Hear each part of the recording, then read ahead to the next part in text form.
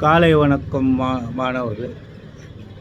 ஜெராடஸ் மெர்காடர் அவர் 1512 94 வரைக்கும் இருந்தார். அவர் ஒரு டேனிஷ் பிரேசிலியன் ஃப்ளெமிஷ் கார்ட்டோகிராஃபர்னால் வரைபடம் வரைவாளர்.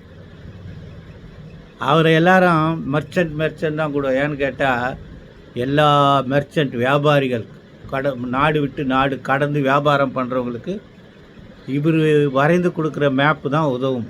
அதனால் அவர் எல்லாம் மெர்ச்சன்ட்னு சொல்லுவாங்க.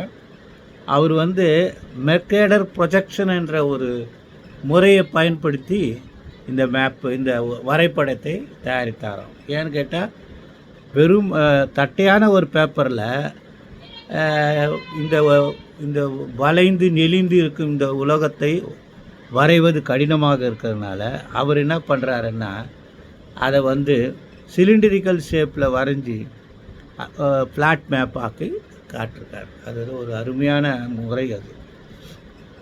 அதனால் ஒரு சில நாடுகள் வடக்க தெற்க இருக்கிற நாடுகளுடைய உருவ அமைப்பு ரொம்ப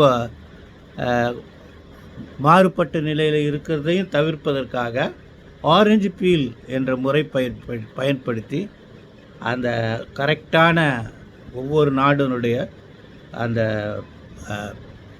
அளவுகளை முறையாக குறித்து கொடுத்தாரு என்றார்.